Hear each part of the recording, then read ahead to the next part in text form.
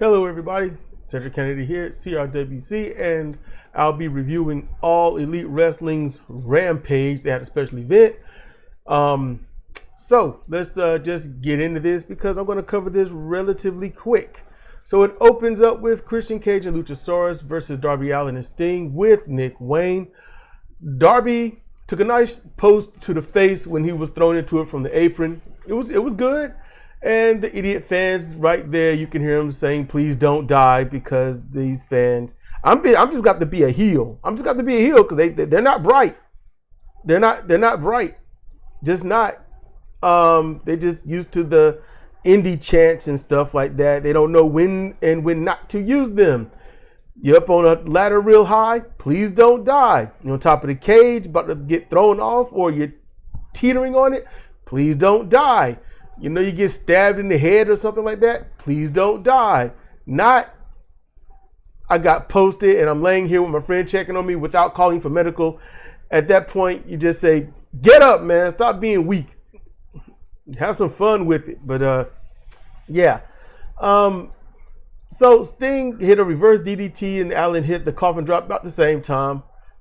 More or less. But the match ends with Wayne on the apron to distract Cage by standing there. And Darby Allin rolls Cage up into a jackknife for a pin, and the count didn't happen until the move was set. That's how you do it. Cage shows anger towards Wayne. Why? I don't know. I would just let that go. I would not sully myself by getting into a program with him. Just would not. Mixed trios match. Chris Statlander, Orange Cassidy, and Hook versus Matt Menard, Angelo Parker, and Anna Jay. I noticed that Menard, well, the heels in this, their music was, I could not hear it but so well, but it almost sounded indicative of the original Heart Foundation music. Pretty much at the bridge of the song. It was very, it was that and a mixture of Demolitions. At first I heard Demolition, and I was like, wait. And then I could hear the Heart Foundation. I was like, wait. But early on, Jake Hager, he runs in attacking the faces behind the Rev's back. Kind of behind the Rev's back. But the match ends with Red Rum on one to detain him, and then the flying punch on the other, and Orange Cassidy gets the win. After that, Don Callis walks out to the ring. The fans are booing loudly, and I can promise you they don't even know why they're booing. They just do it. Some might be piped in through the arena because it's the same booing, the same level. I'll be honest with you, you go to different venues, it should sound a little different. The acoustics, the shape of the arena, that adds to the acoustics. The size of the audience. There's a lot of things that alters the sound of a crowd booing, and the crowd starts booing and then it's the same. So I'm thinking that it's getting piped in. Don introduces the new addition to the group, Sammy Guevara. Sammy is done trying to earn the fans' love and respect because they are so fickle, which, yeah, they love him, they cheer him, they boo him, they say he sucked, but they boo him, then they're neutral, then they don't care, then they cheer, then they boo, and he hasn't done anything different. So yeah, he turned on Jericho because for 4 years he's only held Sammy back. Jericho comes in swinging. He was doing well, but the numbers took over. Takeshita shut him down using a chair. Takeshita came with the chair overhead, which I'm like, you got to commit to it somehow, buddy. You got to commit to that. But then he alters it up to the side swing, and I'm like, but okay, fine. They hit him repeatedly with the chair. Sammy took the chair and struck Jericho a few times. Don pulled out a screwdriver. Kenny Omega runs in with a clear fake pipe to save the day. I've never seen a pipe so smooth, so perfectly round, with no possible way to screw that pipe in or have something screwed onto that pipe. None of those ridges were there, so yeah. It was like, well, it might get welded on. It might if it was to do something with water or oil, but that would be bigger. I know, I've been watching the work on the road here. I know how they look. That ain't it. And you wouldn't be using a lead pipe anyway for water. Killed lots of Romans doing that. Backstage, Kenny and Chris team up to make a match that places Ibushi on their team. They will face Takeshita, Guevara, and until the pay-per-view, a mystery partner. Because they're like, who do you got? And I'm like, okay. This is what I call a 4-way tornado tag team match. Best Friends versus the Kingdom versus the Righteous versus the Hardys. I was pulling for the Righteous because I love them a lot. 5 minutes, they're just fighting for 5 minutes. So I'm like, tornado match. The reward is the winner will face Better Than You Baby at Wrestle Dream. You know, Better Than You Baby. I'm just doing that for Cedra if she listens to this. After a blind tag, which is, I'm like, wait, a tag. Vincent wins with the Senton Atomico. And I had to note, didn't know it was a tag match from the first 4 to 6 minutes of the beginning. After the match, the Kingdom was attacking the Best Friends, just beat them down. Like, all right. I mean, they got pinned, but they aren't the ones that won. You should be mad at the ones that won because they're the ones that robbed you of winning the most. So, okay. Mike Santana had a master promo. Loved it. Second one in a row. And I did record it. And I was like, I'll play it only depending upon what happens later. So, that'll be later. AEW Trios title match. Dark Order versus Daddy Ass and the Acclaimed. Caster with his rap. The crowd was kind of into it. But it seemed like there was extra crowd overlaid. It was odd. You could barely hear him. Honestly, it was a standard match. Caster took a belt shot to the head and he kicked out. Okay. Caster blocks the Dark Order's like primary combo with the Faymaster. Okay. And then Acclaim hit a double team finisher with Bowens pinning Alex Reynolds. Standard. It was standard. Title retained. Sky Blue versus Julia Hart. To me, this match had the potential to steal the show. As much as I'm down on Sky Blue, I don't know what Julia did. I don't know what she said. I don't know what's going on. But look, Julia Hart had an awesome, amazing entrance. Love her entrance. I love her makeup, her gear. She's good. She's getting it. She's getting it. She stands there in the corner, takes the hat off slow. Sky Blue's taking her hat off slow, just I guess to mimic her and whatnot. This popped the crowd. This built tension. This built anticipation. The crowd was up for this. Just them getting ready after the bell had rang. I was like, uh-oh, because I was kind of getting there too. And they did not fail to deliver. We've mentioned, Cedric and I had mentioned at one point, Scott Blue had an amazing match. Really good match on Ring of Honor. I think it was Ring of Honor. This topped it. This match didn't go too long. And it wasn't short. It was right. It was perfect. Right in the middle. Right where it needed to be. So Sky Blue doesn't have to do extra. And Julia Hart doesn't have to try to make filler in the match. Julia led this match. They probably mostly worked it out back in the back and whatnot. So it wasn't on the fly and whatnot. But you could kind of see that. But still, Hart extended the friendly handshake. Sky Blue reluctantly shook her hand. Then Hart pulled her in and said something in her ear. I don't know what she said. I don't know if anyone will ever find anything on it. But whatever it was, Blue became highly aggressive in this match. She was laying stuff in for the most part. Nothing looks silly string weak. Nothing. It looked not stiff, but it looked good. It was passable. She had her speed, her accuracy. It was on point. You know, she didn't mess up her own moves like she normally do. Julia hit a spider vertical suplex and then just hung upside down staring at Sky Blue. I wrote perfect. The look on her face, perfect. They both these females. Actually, no, Julia didn't. Julia didn't get her stuff in, but Sky Blue was getting her stuff in and looking good.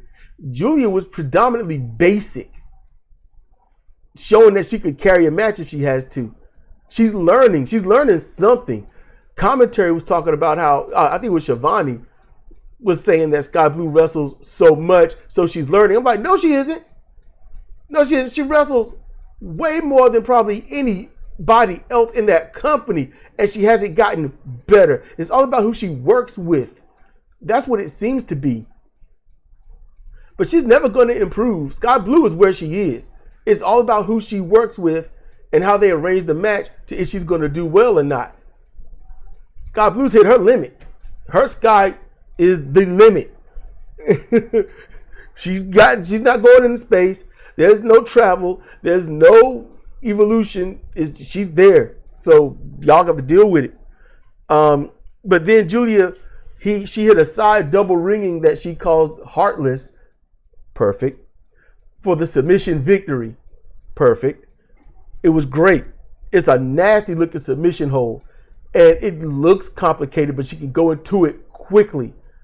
Perfect. After the match, she locks the hold back in. The ref calls for the bell, and I'm thinking, if it goes too long, you should DQ her and award the match to Sky Blue. Willow runs in wearing a sundress. It was in boots. I'm trying to figure that out. Okay, actually, I'm not. I'll move past it. Julia exits and hides behind Brody, which was right there a perfect mixture of cuteness and evil at the same time. Perfect. I'm just saying perfect for Julia Hart. Just, I don't know. I guess in some days, if I ever look back on this match, I might be like, I don't know. But right now, I'm like, perfect. And she's wearing this devilish smile as if she planned it. Beautiful. Beautiful. You can tell Julia's been training. Her accuracy is better. Her delay between moves have shortened. Her delay between a move application or taking a move, she's selling it. She's selling it even when she delivers the move. That's good. Like that vertical suplex from the top. She could, suplex. I get down. I move on. No, she sold it. Great job. Great job. After that, Bullet Club did a crazy fun promo against Andrade El Idolo. They're rolling their R's and whatnot. It was Switchblade, he can talk.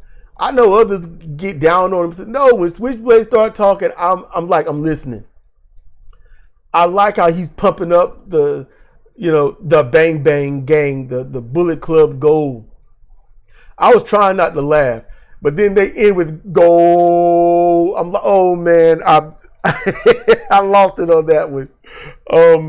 So then let's get back to Mike Santana, who goes against, I guess they called him Dirty Bolt Bronson, formerly Bear Bronson.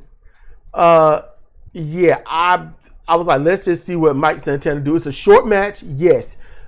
Normally in short matches, you show your primary moves. You do a few things here and there. Bronson, he had an opening punch, just nailed Santana. Beautiful. I cringed when I hit. I was like, oh my goodness, that looked terrible. In a good way, it looked terrible. But Mike, it was a nice double back roll because he had to butt bump Bronson off of him, who did a back roll. But Mike did it too and popped up with an ace crusher, but no pin. Not even the attempt. And then from the corner, he had a massive rolling lariat, no pin. And I was like, come on. And then butterfly lift into a one-knee lung blower. And he got the pin with that. And I had to note the intensity was good as well as the flow of moves. Sadly, it was an E-Fed style match. I'm going to do legit finishers and not even try to make the cover. He could have wrestled, done some things, some slams, some punches, elbows, thrown to the outside. I'd rather him not. But, use the ring. If you're going to be a heel, use the ring. If you're going to be a face, you can still use the ring, just not in a cheating way. He could have done pro wrestling and ended with that move. But after the match, Ortiz comes out and Mike walks past him. So then the main event comes. Ring of Honor 6-man tag team title match. Hung Bucks versus Gates of Agony and Brian Cage. I was like, it was just this natural. I didn't even think about it until now. This natural, I don't care. It was like, I don't care. I know who's going to win, and it makes no sense. It's dumb. There's no point to it, but fine. And then I just started skipping. Every 5 or 10 minutes I skipped, it was like just gymnastics, super kicks. There was a point where they got the super kicks and then they got lariated down by Gates of Agony. And so here's the thing, the Embassy, they wrestled, well, hold up, the Mogul Embassy, they wrestled as if they weren't going to lose. That can keep your interest up. But Page, he got distracted by Swerve, who walked to the ring. We saw something similar to that earlier. And I'm like, why in the world is this black dude wearing a fur coat? It ain't cold outside yet. Take that mess off, man. What's wrong with you? But it did look smooth, though. I'm going to give it that. It did look smooth. Watch your back. I might find you one day. Just saying, Swerve. You swerve when you drive. You get close enough to my hands. Your coat gone. Bye, we love you. That's how it's going to happen. But, Paige was distracted. Cage hit Paige with a rolling lariat. Paige counters the suplex pile driver into a roll up for the pin, winning the belts. Cage's shoulders weren't even on the mat. It's one thing for your shoulders to be on the mat. The ref don't have to really care about your shoulders. What you can just see, it's your shoulder blades that need to be on the mat. Your shoulder blades. I've seen wrestlers, and I thought it was crafty back in the late 80s, early 90s. I love seeing when they would flex their shoulders and get their shoulder blades off the mat, but their shoulders would be down. And the ref was like, I can't count that. I thought that was very crafty. But yeah, the Humbugs, new Ring of Honor 6-man tag team champions. Honestly, everyone, there was no build up to it. The Elite, they didn't pursue there was no trash talk. There was no promos. Nobody cared. Nobody won. It was just made. The match was just made. They get to it. They win. So these guys who's had 17 defenses, had it for roughly just over 300 days, won it last year, December final battle. Thanks to the commentary for that. I do listen to commentary, even though I hate about 80% of it, but I did listen. And they lose it to a team that didn't even want it? Good grief. Are you kidding me? This match could have been used to put the Mogul Embassy over. They beat the Elite. They are the bona fide, legitimate 6-man Ring of Honor tag team champions. It could have been that way. Yeah, it could have been that way. But I'm going to tell you this.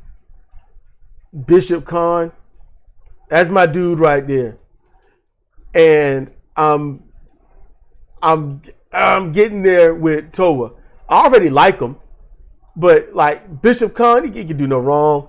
But I'm getting there with Toa. Brian Cage, if he keeps wrestling like this, well, I didn't see much, if anything, that he did in the match, but wrestle like a big, strong guy. Pull out those things that you can do at big matches, not things like this. I'd be high on him too. I like this group. I don't want this group to stop. I want Prince Nana to keep this group together and try to push them forward. Swerve is the leader. You can tell. I love this group. I do not want them to break it up, and I don't want them to undermine their efforts. They need to be pushed. They need to be pushed steady, consistently, and win. And man, there's so much that could be done with this group and about 2 others, but they're never going to do it. I see magic and I can see ways to build them up. I see it. I don't want to go into too much of a thing here because I know people get sick of that. So with that said, this has been Cedric for CR Wrestling Commentary on All Elite Wrestling Rampage, their special 2-hour event. And with that, y'all be good, be chill, be safe, and I'll see you next time.